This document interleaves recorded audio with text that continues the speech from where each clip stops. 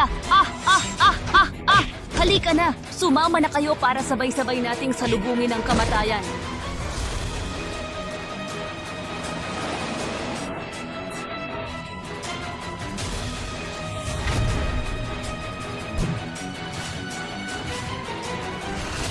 Teng!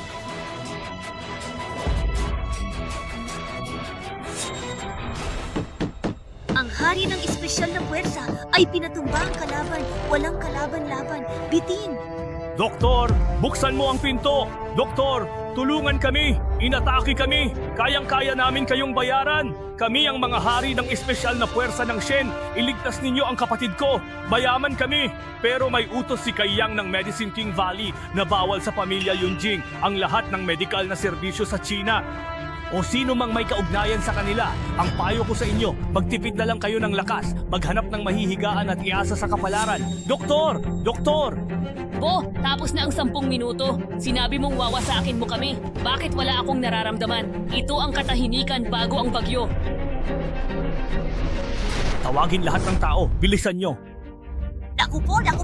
Mayroong napakalaking problema. Mahal na Pinuno. Pinuno, naku po, mayroong napakalaking problema. Bakit ka natataranta? Mga hari ng espesyal na puwersa ng aming pamilya, inatake at mahigit kalahati ang namatay. Ilan ang kabilang sa kabilang panig? 100 ang mga ito, sa tingin mo? Isa na. Ano? 100 nang ang umatake sa 10-10 mga hari ng espesyal na puwersa natin? Imposible! Ayaw tanggapin ng ospital sa Yunjing ang sugatan. Utos daw yan ng Dragon Palace, kaya patuloy na tumataas ang patay. Imposible! Walang imposible. Simula pa lang yan. Kailan dating ng tao natin? Miss, mas mabuting umalis na kayo. Inatake ang kumpanya, malapit ng malugi. Nagtakbuhan na ang mga tauhan. Di alam sino nagpakalat ng balita. Ano? Anong sinasabi mo? Ano? Sabihin mo ulit. Hay, lahat ng koneksyon natin sa syudad ay nawala sa 10 minuto at wala ring nahuli. Wala nang laban ang kumpanya. Kailangan ko nang tumakas. Teka lang! Hoy! Ito, patay na. Tapos na ang lahat. Yunwan, may paraan pa ba kayo? Huwag kang mag-alala. May paraan pa ako. Ang aming pamilyang Luo ay pamilyang martial arts sa loob ng henerasyon. Marami pa akong taong matatawagan. Magtipon ng suporta sa Tenglong. Ikaw si Luo Mingyu, tama? Ako nga, huwag nang magsalita. Bihikan mo. May utos ang palasyo. Mula ngayon, si Luo Qiuyan lang ang pinuno ng pamilya Luo. Sina Luo Mingyu at sinumang kasama sa Tenglong Banquet ay ititiwalag at hindi na makakabalik. Binibini, paumanhin. Kasalanan mo ito dahil kinalaban mo ang hindi mo dapat kalabanin. Pinuno ng pamilya! Bakit mainit ang ulo ng pinuno? Ikaw ba may pakana? Manahimik kayong lahat. Wala na tayong atrasan. Nawasak ang pamilya. Nawala ang lahat ng yaman. Dahil lahat yan kay Wang Bo. Dahil sa walang kwentang taong yan. Ikaw lang gumawa niyan? Wala akong pakialam sa kapangyarihan niya. Dito, nag-iisa lang siya. Tayo, 10-10, daan-daan. Ilan lang kaya niyang tamaan kahit marunong siya gumamit ng lumilipad na karayom. Kung mapatay natin siya, may pag-asa pa. Pero pag dumating ang tulong niya, mamamatay tayong walang libingan. Ano pang tinutungangan niyo dyan? Anong gagawin? Isusugal ba natin buhay natin? Wala na tayong natira? Kung hindi pa natin susubukan, masahol pa sa kamatayan ng buhay natin? Lalakan na ako! Kahit mamatay, ikasama ko si Ma'am! Oo, tama! Patayin siya! Siya! Kung hindi, patay tayo! Wang Bo, tiyak na mamamatay ka na. Tingnan natin kung ano pa ang kaya mong gawin. Tigil! Ang sino mang muling gumalaw ay babarilin ka agad-agad! Tigil! Ang sino mang muling gumalaw ay babarilin ka agad-agad!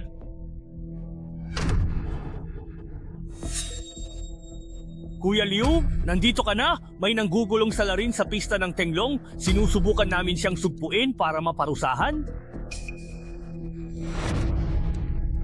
Si Wang Bo ay isang takas na pumatay, tumakas at nanloko sa dalagang Luo, kaya siya nakarating dito. Ngayon lang, nagsalita siya ng mayabang, sinabi niya, nawawasakin niya ang ating buong pamilya sa Yunjing mag-isa. Ang kilos na ito ay walang paggalang sa iyo at sa bayan. Kuya Liu, talagang hindi kanya binibigyan ng halaga. Dapat ba akong magpasalamat sa pamamahala ng Yunjing? At sa iyong pagsisika? Liu, talaga bang iniisip mong wala akong kaalam-alam? Tanong ko, sino ba talaga ang naghahangad na magpataw ng parusa sa isang inosenteng individual nang walang sapat na patunay? Sino ang nagpasimuno sa mga malalaking pamilya na palibutan at saktan ang isang taong walang kalaban-laban at walang armas? Sino ang may kagagawan nito? Sinabing ang patakaran ng bawat pamilya ay batas ng Yunjing at desisyon nila ang langit. Isang kaawa-awang payaso, walang kahihiyan, itinuturing ang sarili bilang hari ng kadiliman talagang walang batas. Pinuno Liu, nagkamali ka, ito'y...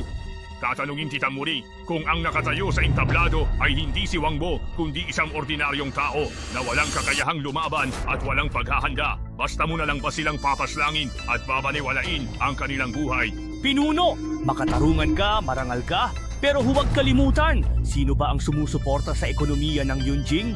Kakalabanin mo ba kami, ang mga pamilya ng Yunjing, para lang sa isang tulad ni Wang Bo na galing sa mababang uri? Sulit ba yan? Tinatakot mo ba ako? Katotohanan lang. Maglalaho kayo, ngunit ang ilog ay patuloy na aagos. Nang wala kayo, ang ekonomiya ng Yunjing ay hindi mananinig.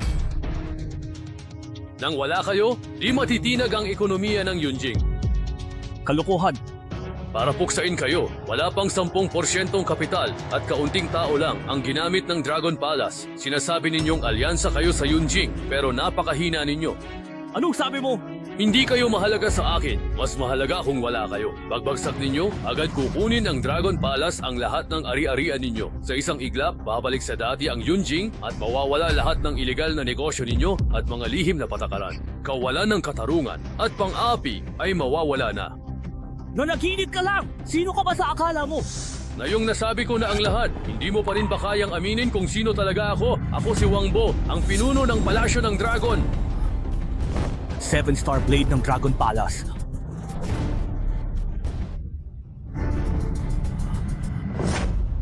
Sugong Liang Qiao galang sa pinuno. Pagbati sa pinuno! Hindi na. Tayo. Tapos na ang lahat. Magkasama kami ng 20 plus taon, pero di ko alam na siya ang pinuno ng Dragon Palace. Huli na ang lahat. Pinilit niyo ako! Pinilit niyo ako! Ang buong angkan ng pamilya Shen ay kusang loob na sasailalim sa kapangyarihan ng Fusang at humihiling ng tulong mula sa mahal na emperador. Ang buong pamilya Shen ay handa ng sumuko sa Fusang, humihingi ng tulong sa kamahalan. Ha ha ha ha! Ha ha ha! Buong puso kong tinatawanan ang kanilang kahinaan. Haha, kamahalan, dumating na po kayo. Handa si Shen Changzhou na ibigay ang lahat ng yaman ng pamilya Shen. Iligtas niyo lang po ang buhay ko. Yaman, lahat ng yaman ng pamilya Shen ay kinumpis ka na. Walang natira, kundi basyong ka ha. Tumayo ka. Hindi kayamanan ng habol ko, kundi isang sapat na dahilan para makipaglaban sa Huaxia. Magaling, Ginoong Shen, ibinigay mo iyon sa akin. Traidor ka, Shen Changzhou! Nawala ka ba sa katinuan? Marunong lang akong makibagay sa sitwasyon. Pinapayuhan ko kayong lahat na matuto kay Ginoong Shen para hindi mapahamak ang Yunjing. Sa daan-daang taon, umasa kami sa Huaxia. Hindi sila naghahanap ng gulo, ngunit hindi rin takot. Ngayong naglakas loob kayong sumalakay, titiyakin ng Huaxia na hinding-hindi na kayo makakabangon pa. Iniisip niyo ba talaga na ang Fusang ay lubos na walang paghahanda para sa laban na ito? Nakipagkasundo na ako sa kanluran para sa isang alyansang militar. Kapag mayroong anumang kaganapan sa Fusang, ang hukbo ng kanluran ay kaagad nalulunsad sa Yunjing. Tama! Di takot sa Fusang! Kung lalaban tayo sa dalawang bansa, mapapahamak din ang Yunjing! Tama nga!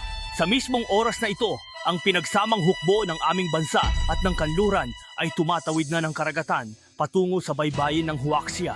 Nangunguna ang lakas ng kanluran. Matitiis niyo ba ang kanilang galit? Ha ha ha ha. Wang Bo, mukhang sa huli, ako pa rin ang magiging tunay na panalo sa ating dalawa. Ipagkaanulo ang bansa at lahi para sa tinatawag mong tagumpay. Marangal ba yan? Wala akong pakialam sa lahat ng yan. Sa panahon ngayon, ang nanalo ang hari. Matagal kong pinaghirapan at hinintay ang araw na ito. Shen Changzhou, ipinagkadulo ko ang Huaxia para sa iyong bansa? Ano ngayon? Noong araw, ako ang gumamit ng karayong na pang-alis kaluluwa. Sadyang nagpasimula ng alitan sa pagitan ng mga pamilya Shu at Luo. Ang layunin ko lang ay mapatay ang martial saint, si Luo Xiaolong. Ang layunin ko lang ay mapatay ang Marshal Saint, si Luo Xiaolong. Dahil sa ganitong paraan lamang hihina ang pamilya Luo at ang palasyo ng dragon ay magiging mahina at makakapasok ang Fusang sa Huaxia. Sa totoo lang, dapat magpasalamat ako kay Luo Mingyu. Kung hindi dahil sa babaeng iyon na iniisip lang ang kita at kapangyarihan at unti-unting bumagsak ang pamilya Luo, baka hindi talaga ako nagkaroon ng pagkakataong maghintay hanggang ngayon para makamit ang araw na ito.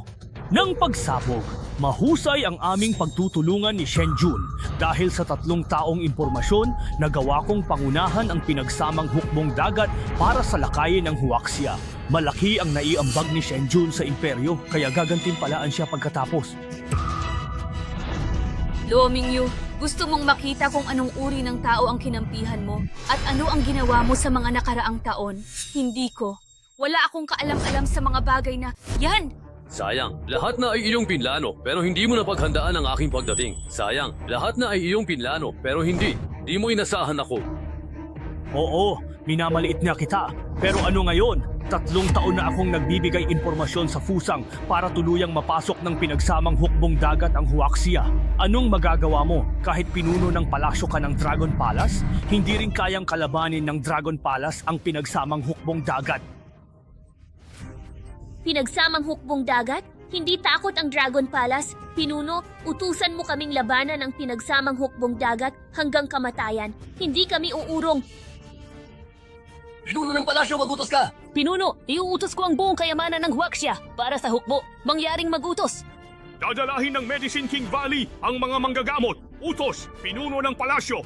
Pugutan ko ang batang emperador ng Fusang. Pinuno ng palasyo, mag-utos ka. Si Liao Tiao, ang mga subo ng Dragon Palace ay haharap sa taaway. Pinuno, magutos ka! Isang utos mo, pinuno, at ang Yunjing, Guardia, Hukbo at Pulisya ay magtitipon upang ipagtanggol ang lungsod. Ako, si Liu Xiaotian, ay handang isakripisyo ang sarili at manguna. Wangbo, walang sino mang di dapat kumilos. Magutos ka na. Lalaban kami hanggang sa huli. Haharapin namin ang kaaway at ipagtatanggol ang bansa. Mas gugustuhin naming mamatay kaysa sumuko. Pinuno ng palasyo, mag-utos. Ha ha ha ha ha ha ha! Nakakataba ng puso ang inyong diwa, pero sayang, wala itong mababago. Pag-isipan ninyong mabuti, masarap ang panandali ang paghihiganti. Ngunit sulit ba? Kayo ay makapangyarihan at maimpluwensya, hindi karaniwang mamamayan. Maaaring di ninyo iniisip ang sarili, ngunit paano ang inyong kamag-anak, mahal sa buhay at kaibigan? Changzhou, ganyan ba lahat? Ipagkakaluluwa para lang mabuhay? May mas mahalaga pa sa buhay na dapat ipagtanggol. Laban kong yaban. Mali! Pinagsama ko kong dagat? Buhay muna kayo sa misis ng Northern Border Heavenly Soldiers. Mukhang matitigas talaga ang ulo ng mga taga-Huaxiang ito. Dalhin ang mga tao rito. Wala kayong pakialam sa sarili, pero paano naman ang mga kababayan ninyo? Maglaro tayo. Bawat 10 minuto, ipapapatay ko ang isa. Kapag may sumuko sa Fusang, magpapalaya ako ng isa. Ano sa tingin ninyo? Ang Fusang ay kasing kasuklam-suklam pa rin. Anong panahon na ngayon, ginagamit pa rin ang mga sibilyan bilang panakot. Ano ngayon? Pinakamabisa yan sa inyong mga tao ng Huaxia! Napakabisa ng paraang ito sa inyong mga taga-Huaxia. Sisimulan ko na ang oras. Utos mo na, huwag nating pabayaan silang mamatay. Huwag kayong gumawa ng padalos-dalos. Gaano man kayo kabilis, di nyo malalagpasan ang espada ng ninja. Isang paraan lang para maligtas sila. Lumuhod at sumuko. Ongbo, anong gagawin natin? Kontrolado ba tayo? Huwag kang mag-alala, walang inosenteng mamatay. Hinahangaan talaga kita. Hanggang ngayon, matigas pa rin ang ulo mo. Gusto nyo ba talagang mamatay? Kasama ang aroganteng batang ito? Bibigyan ko kayo ng huling pagkakataon. Kung sino man ang papatay kay Wangbo dito, sisiguraduhin kong mabubuhay siya. Kung hindi, parurusahan kayo ng emperador. Alam nyo ang kahihinatnan.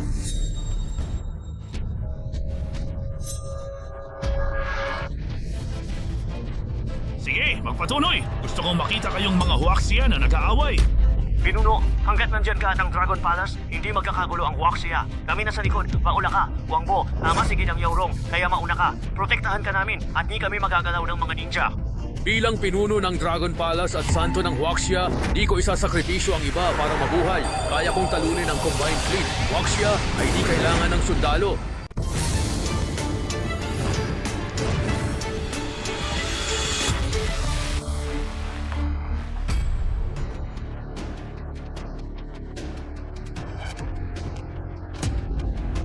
Dragon Palace Ring.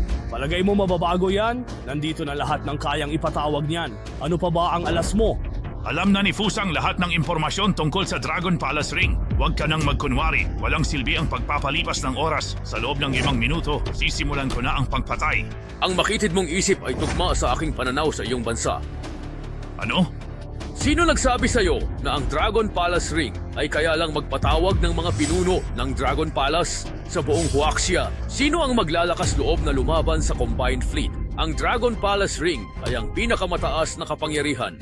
Aba, hindi lang pala ang Huaxia ang iyong sinasabi, kundi ang buong mundo. Naku, Wangbo, kailan ka pa ba nagsimulang mangarap ng gising?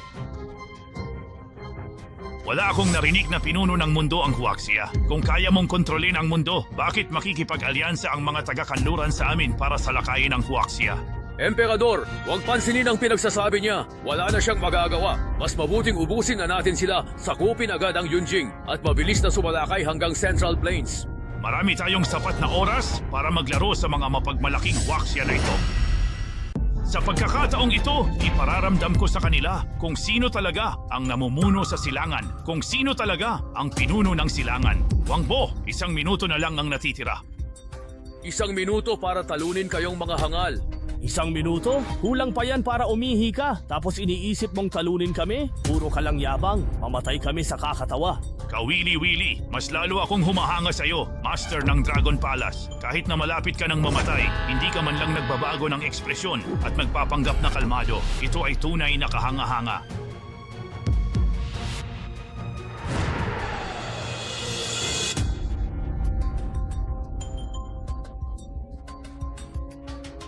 Tapos na ang 1 minuto. Dinong Wangbo, nasaan na ang tulong mo?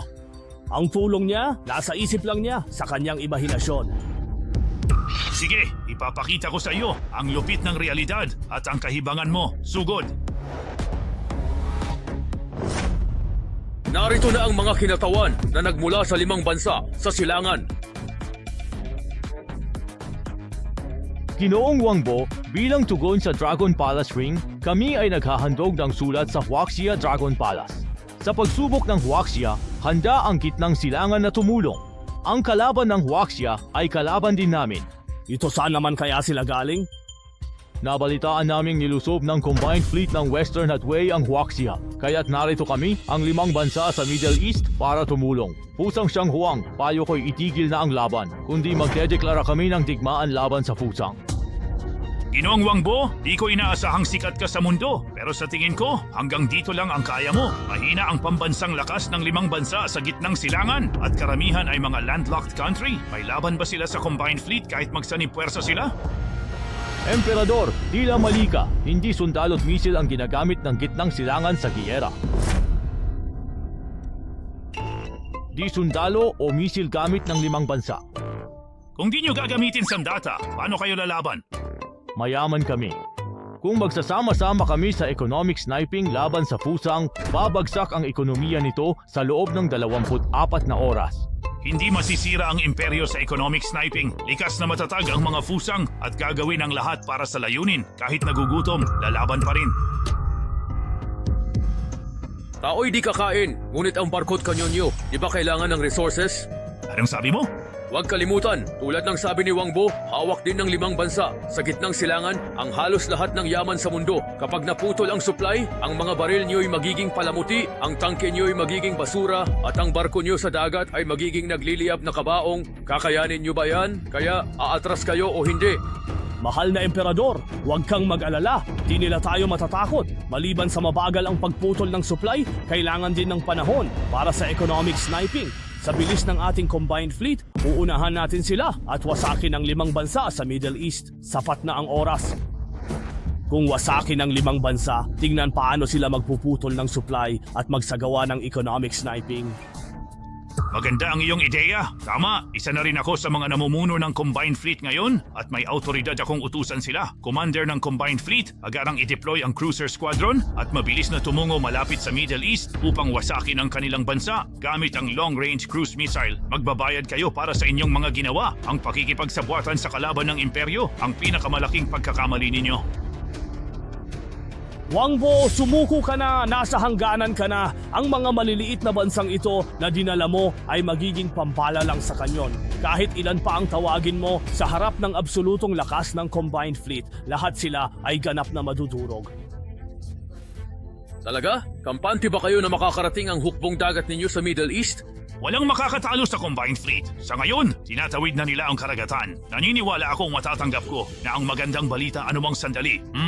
Mahal na Emperador, kung igigiit niyo ang digmaan, lalaban kami. Tandaan, kayang salakayin ng inyong hukbong dagat ang aming lupain, ngunit ang digmaang pang-ekonomiya ay magdudulot ng kapahamakan sa Fusang. Wala ba kayong pakialam? Mamamayan, may awa ba ako tulad ng mga Huaxia? Para sa akin, alagang hayop lang sila ng royal family, yamang pwedeng gamitin, barahang pwedeng ipusta, at mga bagay na pwedeng isakripisyo anumang oras. Ipinanganak sa Fusang, dapat maging tapat sa Fusang at ialay ang buhay para sa dakilang plano nito.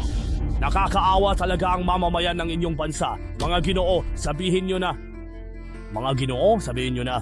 Kahit ano gusto nyo, ang supply ng Fusang Royal Family ay sapat para sa 100 taon ng mga mayayaman. Hanggat narito kaming namumulo, walang halaga kung gaano karaming mamamayan ng Fusang ang mamatay. Pero kung pupunta ang Combined Fleet sa Middle East, ang galit nito ay susunugin ang buong rehiyon. Hindi lang mga sibilyan ang mamamatay, kundi pati ang inyong mga palasyo, gusali at bangko ay mawawasak. Walang makakaligtas, anuman ang antas sa lipunan. Kahit ordinaryong masama, nagpapanggap, kayo, ipinaparada ang pagiging masahol pa sa hayop. Kayo lang ang ganyan sa mundo. Sa tingin ko, ikaw talaga ang hari ng daldal. Wang Bo, kailangan mong aminin, kapag inalis mo ang kahinaan ng pagiging maawain, mas nababawasan ang iyong mga kahinaan. Sa puntong iyon, kumpara sa iyong Dragon Palace, si Xiang Huang ay mas magaling. Hayop ka! Hanggang ngayon, sip-sip ka pa rin sa kanya. Ano naman ngayon? Noong nabubuhay pa ang iyong ama, ipinagtanggol ng angkan ng Shen ang bansa at nagtagumpay. Kaya sila nakabilang sa mataas na lipunan sa Yunjing. Pero ikaw, ubos-ubos biyaya, walang silbi. Kasama ang iyong anak, laging nasa bisyo, gumagawa ng masama. At ngayon, ipinagkaanulo mo pa ang bansa, nagmamakaawa sa kaaway, naging talunan. O ikaw, Manahimik, bayani ka nga ng angkan ninyong Shen. Kung Dragon Palace lang ang kinalaban, matatanggal lang kayo sa alta sosyedad, pero buhay pa sana.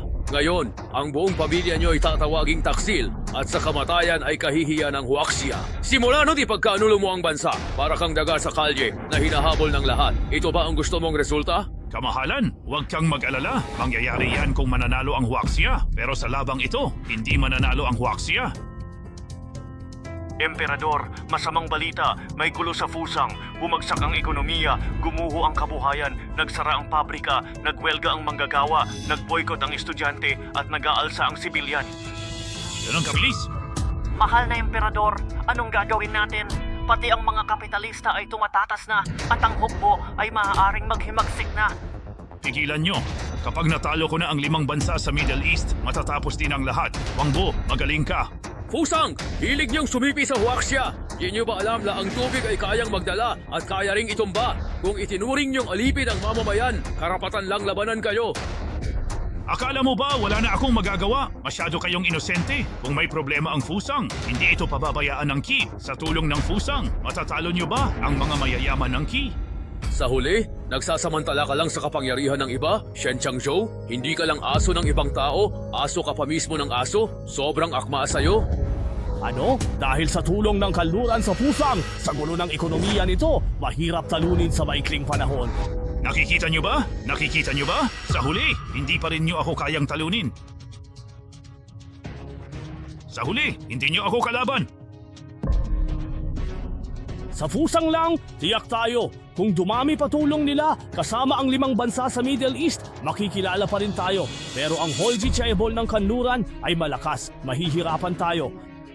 Kahit anong sabihin nyo, balewala yan sa tunay na kapangyarihan. Wang Bo, kahit anong sabihin mo sa akin, wala akong pakialam. Bayani pa rin ako ng pamilya Shen. Kapag nanalo tayo at nagbago ang pamumuno, ang pamilya Shen pa rin ang mangunguna.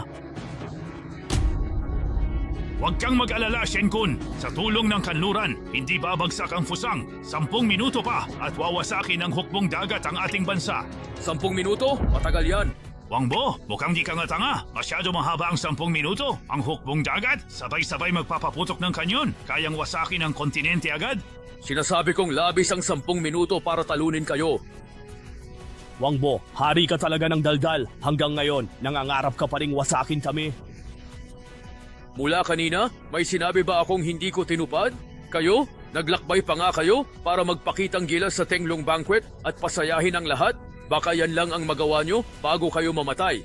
Sige na, walang saysay na magsalita lamang. Ipakita ang kakayahan. Haha, tila dumating na ang balita ng tagumpay. Mas mabilis pa kaysa sa inaasahan ko. Masamang balita, ang cruiser fleet ay bigla ang sinalakay ng base fleet ng teritoryo at naubos ang lahat. Ano? Dumating ang sugo!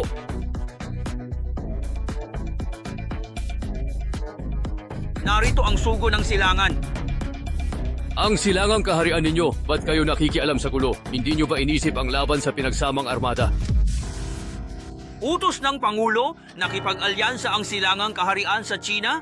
Magkasama tayo sa tagumpay at kabiguan. Napaalis na ang inyong mga barkong pandigma sa gitnang silangan. Papunta na ang aming armada sa baybayin ng China upang ipagtanggol ito. Ginoong Wang, hindi na kailangan ang hukbong dagat ng China. Kayang-kaya ng silangang kaharian ang kalaban. Hindi ba kayo'y labis kumpiyansa? Militar na bansa man kayo, hindi nyo tatalunin ang pinagsamang armada. Bukod sa Baekgang, kailan ba kayo nanalo laban sa silangang kaharian? Gusto mo na namang gamitin ang kanlurang bansa bilang panakot? Sa malayo, di kami sigurado, pero sa malapit, di maubos ang supply, kaya napakadali naming kayong talunin. Yan ang kapalit ng pananakop. Imbis na sa inyo paunlarin, sinakop ninyo ang iba. Parang hindi pa sapat ang natamong pinsala ng Fusang sa ganito. Mukhang marami ng pinsalang natamo ang Fusang sa ganyan. Mahal na emperador, di makalusot ang pinagsamang armada ng Huaxia. Napakalakas ng putok at parang gumaganti sila. Tigil! Utos ng Palasyo ng Dragon! Narito ang general! Bagamat ayaw ng silangang kaharian na kumilos ang hukbo, dapat tulungan ng Palasyo ng Dragon ang pakikipaglaban sa mga Hapon. Ang mga tagapagtanggol ay dapat salakayin. Lufang, tipunin ang pondo ng Palasyo ng Dragon. Tulungan ang ibang kaharian ng gitnang silangan at akihin ang Fusang at mga tycoons sa Hall Street. Hindi matatahimik ang mga galit na yon hanggat hindi sila natututo. Sa ngalan ng lupain ng hari ng medisina, tawagin ang mga manggagamot para suportahan ang mga mandirigma sa harapan. Putulin din ang medical resource ng Fusang at kalurang bansa para walang gamot o tulong. Tingnan natin kung gaano sila katagal. Lupain ng hari ng medisina, masusunod. Yao Guang, gawin mo ang Masusunod nararapat. po. Opo. Buong puso po akong susunod sa inyong utos, Panginoon. Opo. Sumunod! Narito po. Ihatid sila ligtas! Masusunod, ihatid sila pauwi. Emperador ng Fusang, nag-iisa ka na lang. Mayroon ka pa bang huling habilin? Hindi pa tapos. Malayo pa sa pagtatapos. Hindi pa tapos. Malayo pa sa pagtatapos. Gusto mo pa rin magsumikap at lumaban? Kung hindi ako mananalo, sisirain ko ang mundong ito. Naku, ang hawak niya ay ang nuclear bomb controller. Mahal na emperador, huwag iyan. Makakapagligtas ito sa mundo. Huwag po. Ang matandang yan, nangangahas magturo sa akin, mundong wala ako'y walang kabuluhan. Nalilito na ang presidente ng kanlurang bansa. Binigay pa sa'yo ang controller. Hindi mo inaasahan, no? Hindi ka mananalo? Sa pagpunta ko rito, wala akong balak bumalik, tagumpay, o magkasama tayong masisira? Kayong mga taga-Fusang, gaya pa rin ng dati, kahiya-hiya at walang moralidad. Tama na! Bibigyan kita ng huling pagpipilian, sumuko o maging abo. Ang China ay hindi kailanman sumuko. Noon at ngayon, hinding-hindi sa hinaharap.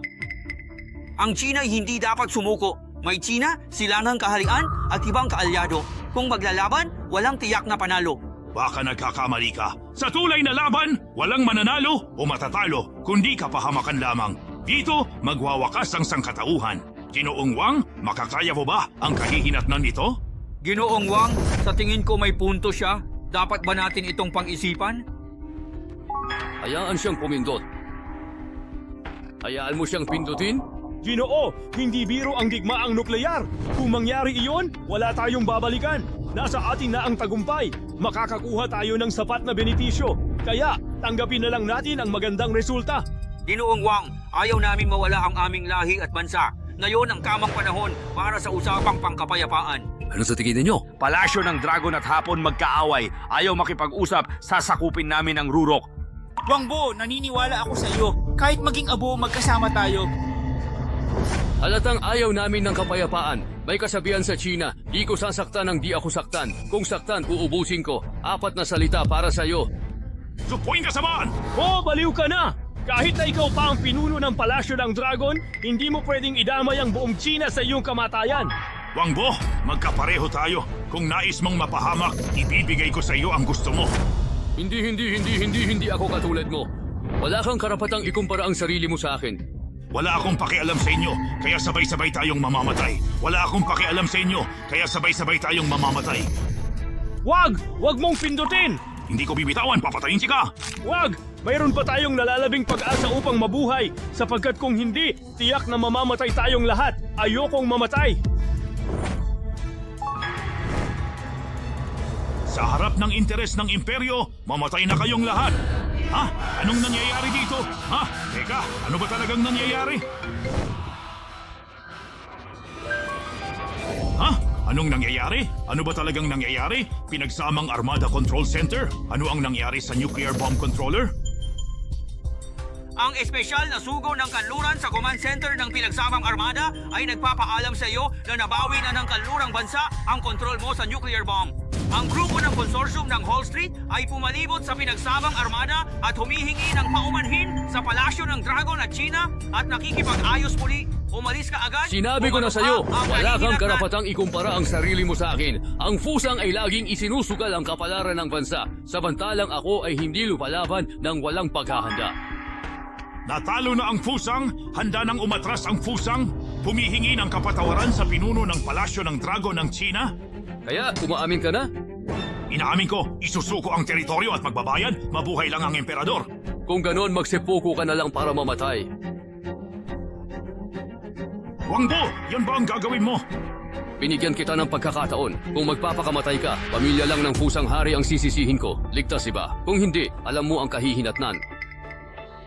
Hindi mo kaya? Kung hindi, gagawin ko ito para sa bansa mo. Handa akong umamin at magbago. Sapat na yan sa paggalang. Bakit gusto mo pa akong patayin at puksain ang maharlikang fusang? Hindi kami papayag. Ang fusang, mula noon, di nagsisi. Ang nasa isip nyo, magtago at hintayin ang muling pagbangon. Sa akin, isang patay na emperador, ang mabuting emperador ng fusang. Kung gayon, huwag kang magtaka kung lumaban kami hanggang kamatayan. Mahina ang militar ng gitnang silangan. Silangang kaharian lang ang iyong katulong. Kahit hindi namin matalo ang armada ng fusang sa China, makapagdadala kami ng pagdurusa. Sa loob ng 1 minuto, lulubog ang armada mo sa labas ng karagatan ng China.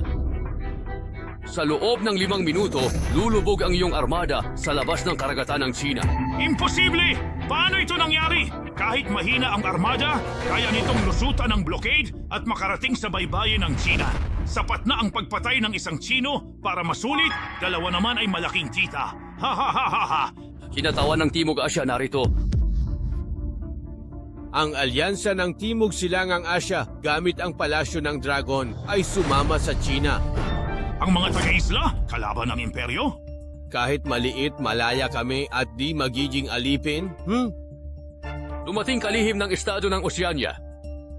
Tumugon ang Oceania sa signal ng palasyo ng Dragon.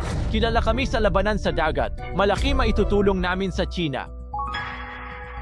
Kalihim ng estado ng Oceania, napakalayo ninyo. Abo na ang baybayin ng China bago pa kayo dumating. Minamalit mo ba ang kakayahan ng modernong hukbo? Akala mo ba ito'y isang laro lang? Kinatawan ng Europa, dumating na. Nagpadala ang alyansa ng Europa ng 10,000 tropa upang tulungan ang palasyo ng Dragon. Bakit kayo nakikisawsaw at sumusuporta sa kanya? Narito ang kinatawan ng Ecuador. Narito ang hari ng yun. Narito ang kalihim general ng liga. Armada ng lahat ng bansa, handang sumama sa bida. Mga pilak na barya, mga sinungaling kayo. Paano kang magkaroon ng ganyang kalakas na kakayahan? Paano ka nagkaroon ng ganyang kalakas na kakayahan? Bawat singsing ng hari ay may impormasyon ng mga pinagaling ng banal na manggagamot. Ang manggagamot ay nagpapagaling ng tao, puso at mundo. Kaya kong magpasya sa kanilang buhay o kamatayan, ito ang aking pundasyon para mapasunod ang lahat. Ha? Paano? Kung nagpakamatay ka lang kanina, bibigyan sana kita ng pagkakataon. Ngunit huli na ang lahat. Mga bansa, palibutan ang armada ng fusang at durugin sila ng kanyon. Wag! Hindi! Hindi maaari! Wag nyo yan gawin! Wag!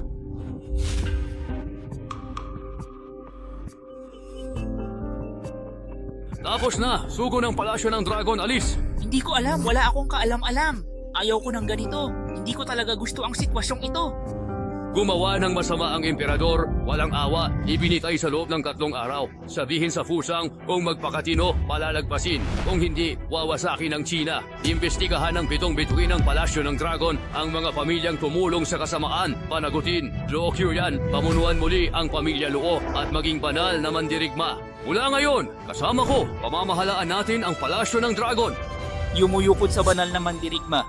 Ngayong narito ang palasyo ng dragon at mga kaibigan sa Biging ng Tenglong, maging saksi kayo. Ako, si Wang Ko, ay nag-aalok ng kasal kay Luo Qiuyan. Iniaalay ang singsing ng hari bilang panata.